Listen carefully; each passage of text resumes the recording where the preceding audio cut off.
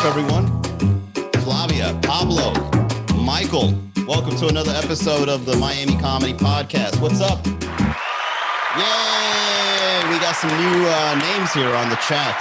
I'm Manny Garavito, your host, where I go live every day-ish to talk to you guys about stuff.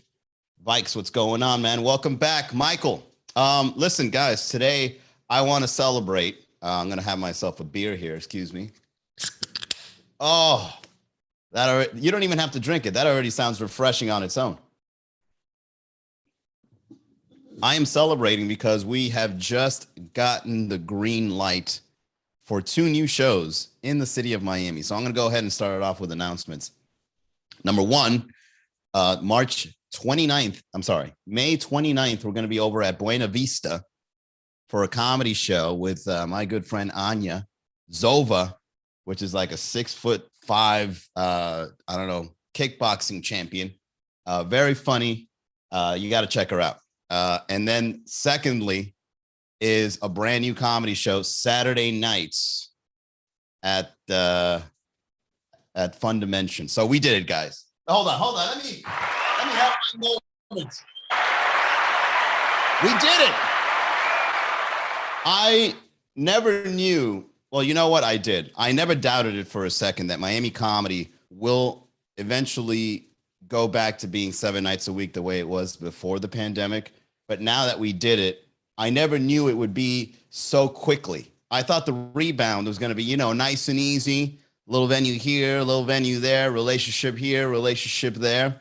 But Miami has been going through such a big boom recently that it was almost like unstoppable. Like people are just looking for something to do. The venues want to do a comedy show at their place, right? Because all the people, you know what it is? You know what it is about the Miami market? Thank you, Vikes. Thank you. It's good to get a little positive feedback. You know what it is about the Miami market? There's not enough pregame events. Miami is known for nightlife, obviously, right? A lot of people like to party around here. I mean, let alone, I actually think 90% of the population in Miami did cocaine. Just the way this place loves it so much. It's almost like an underground, unspoken of pleasure that we all, I mean, I knew Miami was known for cocaine, but now as I grow up, I'm realizing I think everybody's tried it. I think everybody, it's like a rite to passage in the city of Miami. How big was your bump? How long was your line? You ain't a real Miamian. You ain't a real Miamian unless you've done at least an 8-ball in your entire life. Once you do an 8-ball, all right, this is a true Miamian. Give him a blood test. Is there any signs of cocaine use? That's a Miamian right there. He's got Miami in his blood. And by that, I mean lots of cocaine. Oh, and he's got Molly in his system. Oh, even more of a Miamian. Cocaine and Molly, he's got Miami in his veins. 305 till I die. Now I know what they mean. It's the drug use. You know what it is, man? When they make marijuana legal in Miami, Miami's going to be like, this isn't no big deal. You might as well make it legal. It's no big deal around here. Marijuana, oh, shit. Oh, we're all going to be relaxed and have long conversations about dumb shit. We've done worse, all right? People around here have been chased while riding a jet ski, and they're running away from the cops, all right? People are getting blowjobs in yachts. People are drinking copious amounts of alcohol. People are out grinding on booties. Once marijuana gets legal, it's like, you guys need to catch up with the Miami market, all right? This is what we do. So anyways, I digress. What's up, Andre? 081 and all those rest of the numbers. Listen, I'm excited. We got brand new comedy shows. And one thing I've learned about doing comedy shows in Miami just doesn't have a pre-game market. Well, no, the market exists, but there's not a lot of places. Like, before you go out and you party, before you enjoy the nightlife here in Miami, what else is there to do? There's not enough, what do you do? Like, people do happy hours, right? Like, everybody has a happy hour, but there's not enough like differentiating things. And I always find it cute when venues try to do things like, it's hacky sack night. Before you go out and do cocaine at Club Live, let's hacky sack. We got cornhole. You guys want to do some cornhole before you go out and you start ordering bottles with half-naked women around you at Club 11? You guys want to play some cornhole?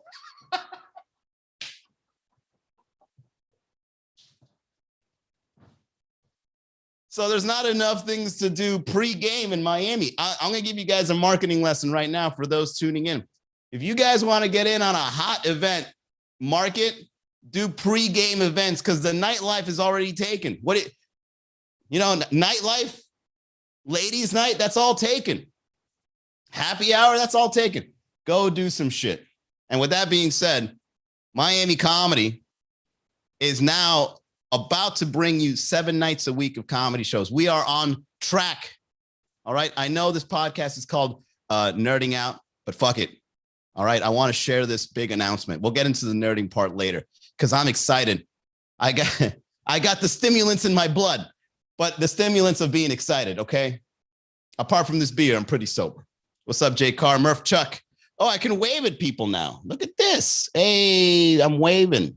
Hey, everybody, look at this. I'm waving at you.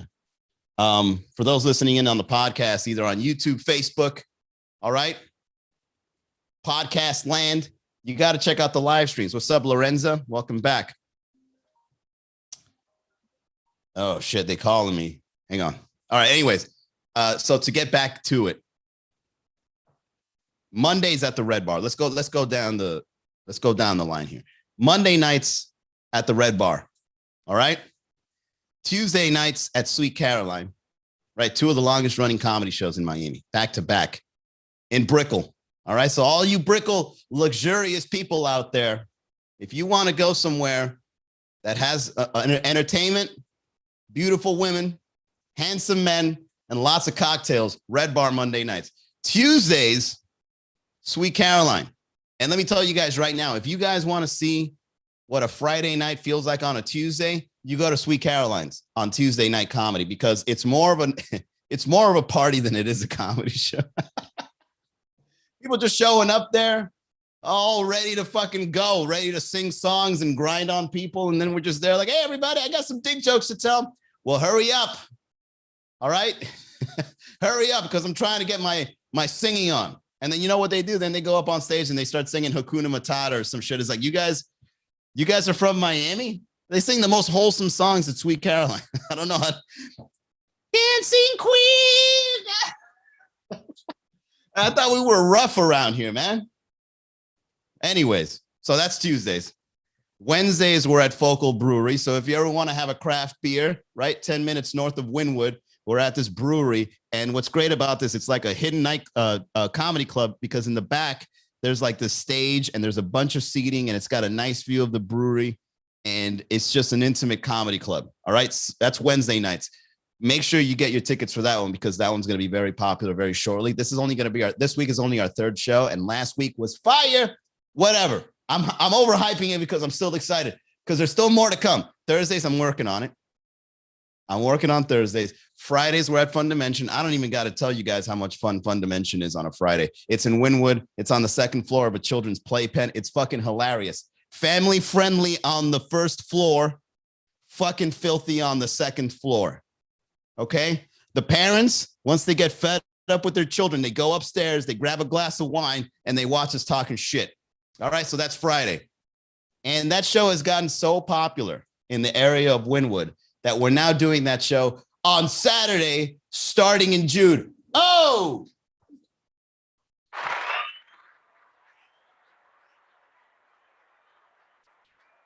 Oh my God, we did it, guys. We got a Saturday night. You know how big this is for Miami comedy? You know how big it is to push the kids out of the way and be like, get the fuck out of this party room. We're doing comedy here. Oh, sweet, sweet victory. Just tripping kids and shit. Get the fuck out of here. Shout out to Fun Dimension and their market, but adults got a party too, man. Parents got a party too. That's going to be our slogan for Saturday night's comedy show at Fun Dimension. It's going to say Fun Dimension Comedy Night every Saturday, 8 p.m. because parents got a party too. So that's Saturday. Now, Sunday hasn't opened yet. Well, we're already working with Tipsy Flamingo on Sundays. In case you guys don't know, Tipsy Flamingo is the brand new bar owned by the people of Sweet Caroline and Red Bar. That Sunday's over in downtown. Going to be a very sexy place. I haven't been inside yet, but I've been seeing these sneak peek photos. Just go to @Tipsy Flamingo on Instagram and just see what they're doing. It looks amazing so far. Just look at the little previews they have. And so now we're at Monday, Tuesday, Wednesday, Friday, Saturday, Sunday. That's 6 out of 7 nights a week. All right. Oh, and I missed one more. It's a monthly show. It's an experiment. Okay. You guys know Buena Vista? I didn't know this place existed. Sunday Bump and Grind Comedy. I didn't know. Who the fuck knew about Buena Vista? First of all, have you guys been to Upper Buena Vista? Have you been to this quote unquote sanctuary of an area in Miami?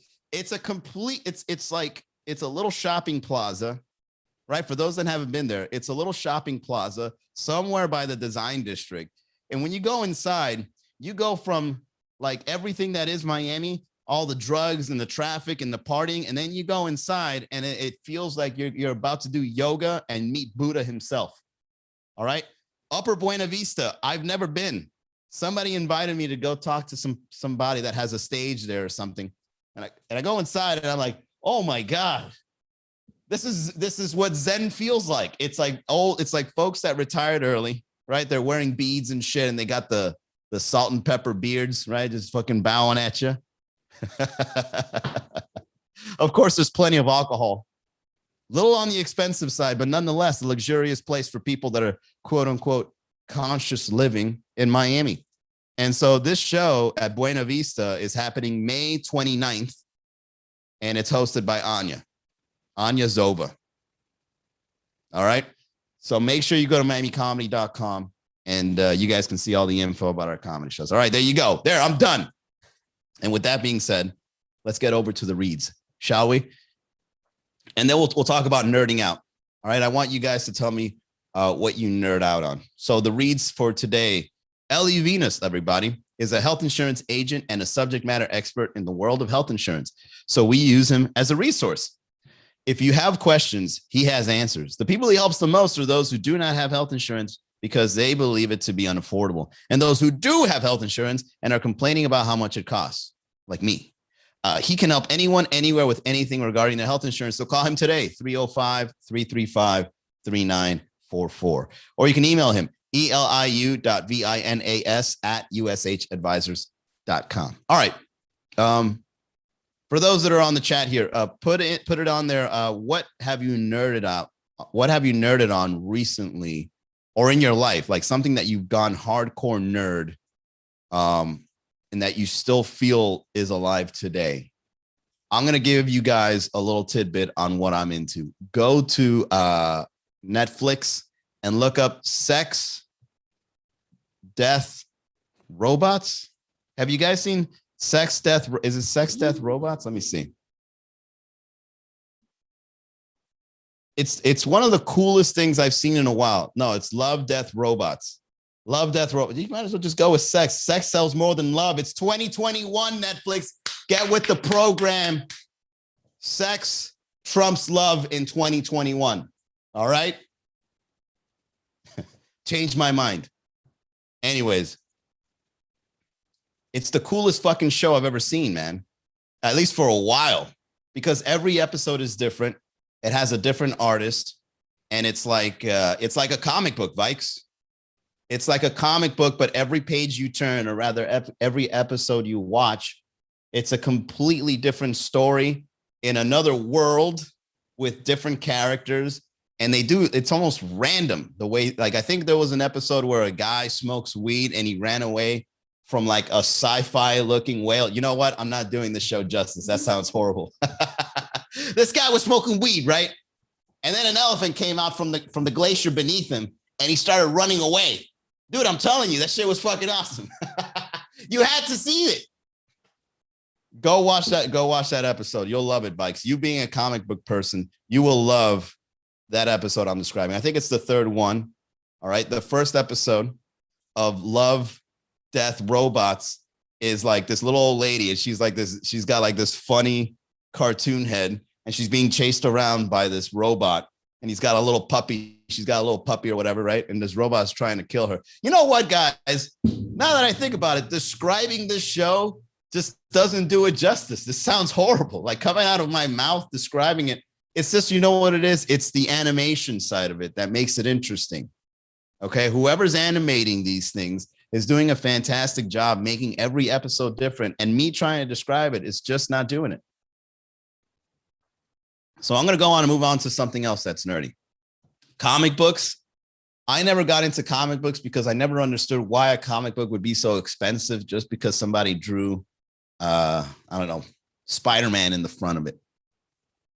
Blows my fucking mind to think. Well, then again, maybe it's because I was born with computers. I think comic books should only have been popular before computers, because after computers, you could just download the shit, right, Vikes? Do you still collect comic books at your age? Huh? Setting an example to your children to use your disposable income on these little, they're not even real books. Like comic books is not even the right way to describe it. It's a pamphlet.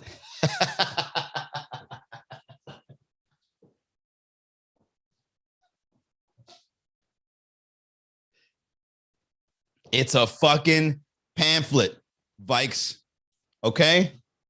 Comic books is a misnomer. That's not the right way to describe it, because I've had a comic book, right, every once in a while, and then it took me 15 minutes to read it, and I'm like, $9.99 for this. Those shits are pamphlets. And what's even worse, like inside there's advertisements. So like how can it be expensive? Like, how are you going to buy an Iron Man comic book for $10 million? And then when you go to page 12, there's a Wrigley's Gum advertisement.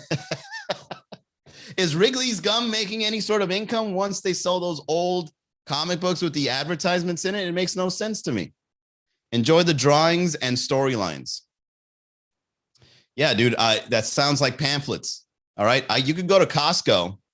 I'll give you a storyline. All right. You go to Costco, and before you leave Costco, there's a little pamphlet that shows you all the different areas in the world and how the culture became to be.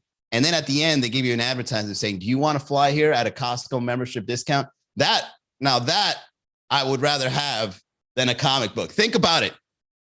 Think about it, Bikes. Okay. Wouldn't you rather have a Costco travel magazine than a fucking comic book telling you lies?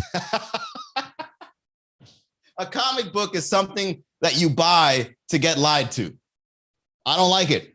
And you know what's even worse about comic book, Bikes? One thing that really irks me about the Marvel universe, the DC universe, and all that shit is the fact that the storylines that you say you enjoy so much in comic books, the storylines, they change. There's like 18 different Jokers. Why? Which Joker do you like? How are you going to have 18 different characters in 18 different universes doing 18 different storylines? That's whack. Like when I saw the movie Joker, I'm like, I thought Joker fell in a vat of acid. Now he just cut himself in the middle of a ride. I don't understand.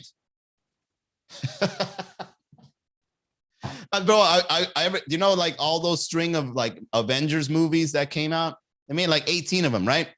I would go see like number 3, then number 6, then number 8, and I'm just there watching this movie, and it's like, I don't know what the fuck is going on.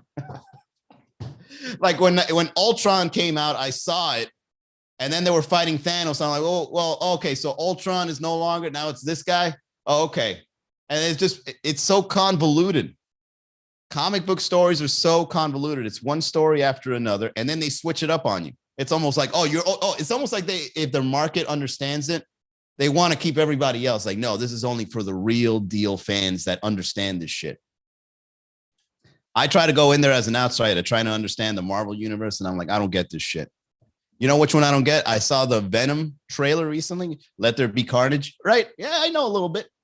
I saw the Venom trailer. So what? Venom is a good guy now? I thought Venom was a villain. Vikes, huh? Explain that. Now they could switch from being a villain or a bad guy. Oh yeah, what was that Marvel movie where like Captain America and Iron Man were like beefing, right? They were fighting and shit. I don't get it. You know where they won't, you know where they can't do that? They can't do that in Star Wars. The fan base is just too strong. The fan base in Star Wars will go out and fucking riot if you ever do anything like The Last Jedi ever again.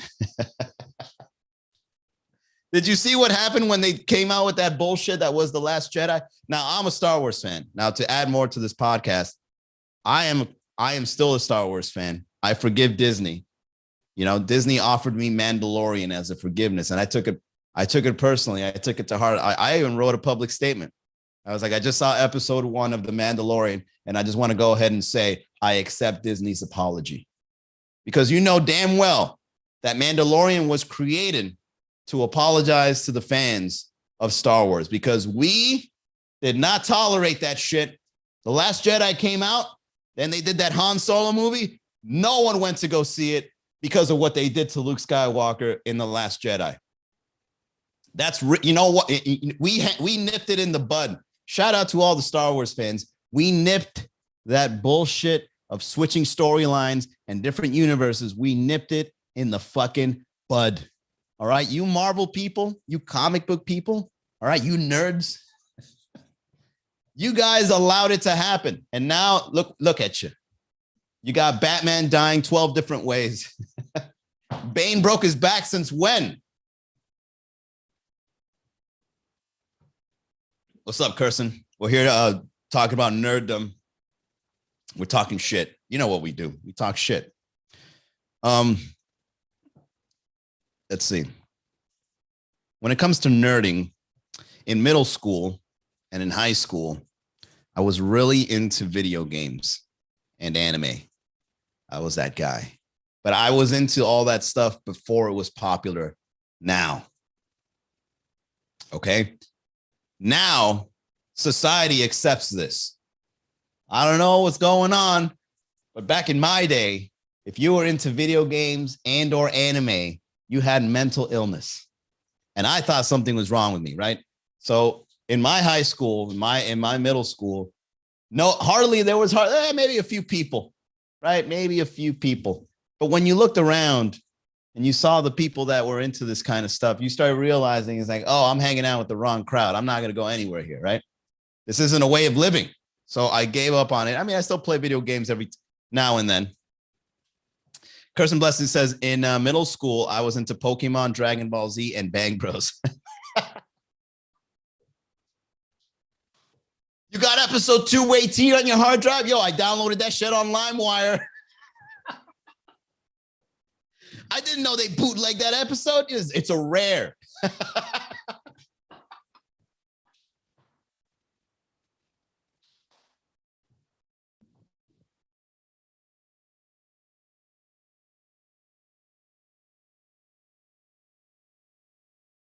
At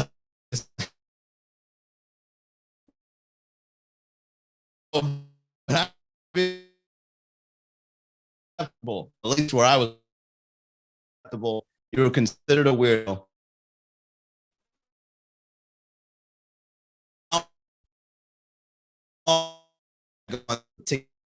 I go on and read, and this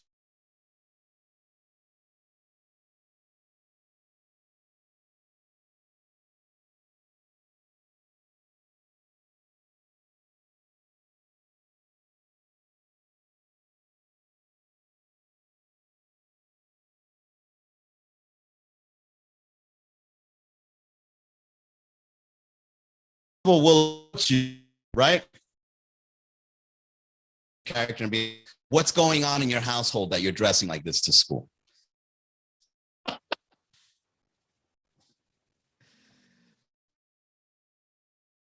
That's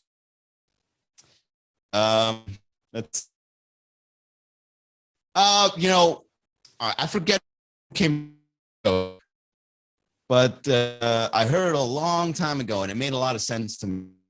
Fantasy sports is like Dungeons and Dragons, but for football. So all the jocks that would make fun of you, right, for being into Dungeons and Dragons and role-playing games, they then would go choose football players and then put them on their fantasy team. That's grounds for getting roasted right there, man. It's like, dude, who are you to make fun of me for playing Final Fantasy on my PlayStation? All right.